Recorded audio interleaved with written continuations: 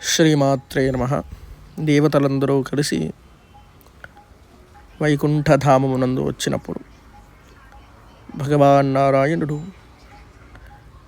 ద్వారము దగ్గరికి వెళ్ళి దేవతలందరినీ లోపలికి పిలిచి అత్యంత అద్భుతమైనటువంటి సభ ఏర్పాటు చేసి చింతాతురా కథం జాత విషన్నాదీనమానసా బ్రహ్మరుద్రేణ సహితా కార్యం ప్రభూత్సత్వరం. అందరూ దేవతలు కలిసి బ్రహ్మరుద్రునితో సహా చింతామగ్నులై ఏ ప్రయోజనం కొరకు ఇక్కడికి వచ్చారో చెప్పండి, తత్క్షణమే ఆ కార్యసిద్ధి చేద్దాము అని భగవాన్ నారాయణుడు చెప్పగా వెంటనే దేవతలు మహిషేన మహారాజా పీడితా పాపకర్మణ అసాధ్యేన అతిదుష్టేన వరదృప్తేన పాపిన. నారాయణ, అజేయుడైనటువంటి మహిషాసురుని ద్వారా అత్యంత దుఃఖాన్ని పొందుతున్నాము తండ్రి. ఆ దుష్టుడు అత్యంత అమోఘమైనటువంటి వరాన్ని పొంది అహంకారముతో మదోన్మత్తుడై మమ్మల్ని పీడిస్తున్నాడు. సమర్థోజ సముద్ధర్తుం దైత్యమాయా విశారద కురు కృష్ణ వధోపాయం తస్య దానవమర్దన. ఆ మహిషాసురుని ద్వారా అత్యంత దుఃఖాన్ని పొందుతున్నటువంటి మాకు కేవలం నువ్వు మాత్రమే శరణాగతి ఇస్తావు నాయన, వారి నుంచి మమ్మల్ని కాపాడు అని దేవతలందరూ చెప్పగా శ్రుత్వా తద్వచనం విష్ణుస్తానువాచ హసన్నివ యుద్ధం కృతం పురాస్మాభి తథాపి నమృతో హసౌ.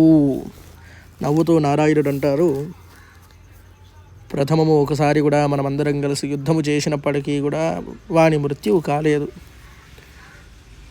సరే ఆలోచిస్తాను అని చెప్పి విచారం చేసి ప్రార్థయంతు చ తేజోంశాన్ స్త్రియోస్మాకం తథా పునః ఉత్పన్నైస్తైశ్చ తేజోంశైస్తేజోరాశిర్భవేద్యథా ఆయుధాని వయం దద్మః సర్వే రుద్రపురోగమాః తస్య సర్వాణి దివ్యాని త్రిశూలాదీని యాని చ. మనమందరము కలిసి భువనేశ్వరికి స్తుతించి ప్రసన్నురాలను చేసి ఆమె సాకార రూపం దాల్చిన తత్క్షణమే మన ఆయుధములు మన అస్త్రశస్త్రములన్నింటినీ ఆమెకి ఇచ్చి భగవతితోనే యుద్ధము చేపిద్దాము. ఇప్పుడు ఇలాంటి దుఃఖము నుంచి కాపాడేటువంటిది జగదంబ తప్పితే మనకు ఇంకెవరూ లేరు. ఆ తల్లికి శరణాగతి పొందితే అత్యంత సుఖకరమైనటువంటి యుద్ధాన్ని చేసి మహిషాసురుని వధ చేసి మళ్ళీ మనకు యథాస్థానము లభ్యపడుతుంది. ఇత్యుక్తవతి దేవేశే బ్రహ్మణో వదనాత్తతః స్వయమేవోద్భవో తేజో రాశిశ్చాతీవ దుస్సహ. భగవాన్ నారాయణుడు ఇలా అన్న తత్క్షణమే బ్రహ్మముఖములోంచి అత్యంత అద్భుతమైనటువంటి అమోఘమైనటువంటి తేజోరాశి ఉద్భవించిందనమాట. ఆ తేజస్సు ఎర్రటి రంగున అత్యంత సుందరమైనటువంటి ఆకృతి ఎందు ఉందన్నమాట. తత్పశ్చాత్ శంకరుని యొక్క దేహము ద్వారా ఆవిర్భవించినటువంటి తేజస్సు, ఆ తేజస్సు యొక్క రంగు వెండిలాగా ఉందన్నమాట. కానీ అది అత్యంత అద్భుతమైనటువంటి తీవ్ర మహాప్రచండ రూపము దలిచినందుకు గాను ఆ తేజస్సును చూడడానికి కూడా ఎవరికి అవ్వట్లేదు. తదనంతరం భగవాన్ నారాయణుడి ద్వారా నీలవర్ణము కలిగినటువంటి తేజోరాశి ఆవిర్భవించింది. ఇలా ఇంద్రునితో సహా దేవతలందరి యొక్క శరీరంలోంచి అనేక విధమైనటువంటి తేజోరాశి సముద్భవించి తేజాంశములన్నీ కలిసి అత్యంత సుందరమైనటువంటి అత్యంత శ్రేష్టకరమైనటువంటి రూపము, స్త్రీ రూపము దాల్చిందనమాట. అష్టాదశభుజాదేవి సహస్రభుజమండిత సంభూత సురనాశాయ తేజోరాశి సముద్భవ.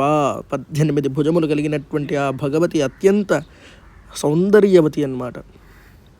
రూపసంపన్నురాలైనటువంటి భగవతి అసురుని హతమార్చడానికి 1000 భుజమును దాల్చిందా అన్నట్టుగా కనిపిస్తున్నటువంటి భగవతిని చూసి దేవతలందరూ నమస్కరించి అత్యంత అమోఘమైనటువంటి స్తోత్రము ద్వారా స్తుతి చేసి తత్పశ్చాత్ నారాయణుడు స్వాయుధేభ్య సముత్పాద్య తేజోయుక్తాని సత్వరాః సమర్పయంతు సర్వేద్యా దేవ్యే నానాయుధాని వై. దేవతలందరికీ కూడా నారాయణుడు వెంటనే భగవతిని చూసి అందరము కూడా మీ దగ్గర ఉన్నటువంటి అత్యంత అమోఘమైనటువంటి అస్త్రశస్త్రములు రత్నములు, కేయూరములు, ఆభూషణములు ఇచ్చి భగవతిని ప్రసన్నరాలు చేసుకోండి అని నారాయణుడు చెప్తారనమాట. శ్రీమాత్రే నమః.